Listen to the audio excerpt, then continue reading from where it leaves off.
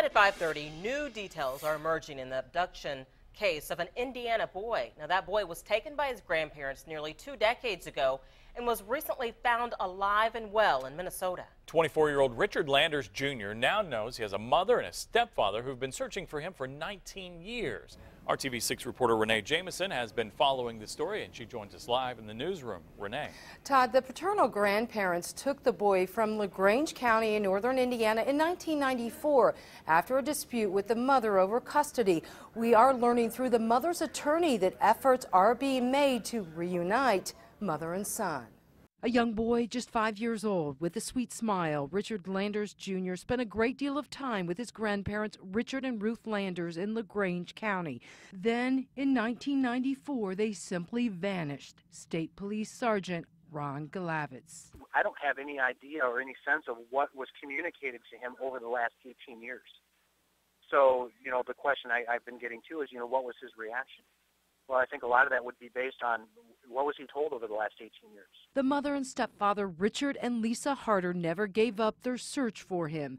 But the case went cold until September of 2012, when the stepdad turned over the boy's Social Security card to the state police in northern Indiana. Now, the question has been, where was that information over the last 18 years? And speaking with their attorney, that information actually had been provided, but maybe it was only until, and I'm just speculating, but maybe it was only until now that, access and technology made it available to really do some in-depth checking. After getting the new information, investigators did some checking and found someone in Minnesota using the Social Security number along with the identical date of birth as the then missing 5-year-old boy. They found him under the name of Michael Jeff Landers, and they located the grandparents. Here, just over the last couple of days, interviews were conducted with this couple, and it came out that they were indeed the grandparents who left the state of Indiana with their then 5-year-old grandson. Landers, married and expecting a child of his own now, knows the truth. His mother and stepfather desperately want to see him. I know that the family's reaction, it was almost like they won the lottery, jumping up and down, screaming for joy. I mean, as you could imagine.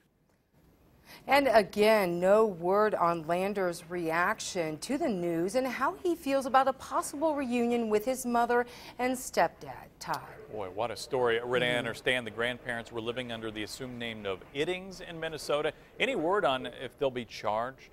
Well, they could face charges in this case. Minnesota authorities and the FBI are still investigating. Indiana charges were dropped in 2008 after the case went cold. Todd. All right, so maybe we haven't heard the last of this one. Renee Jameson live in the newsroom for us. Renee, thanks.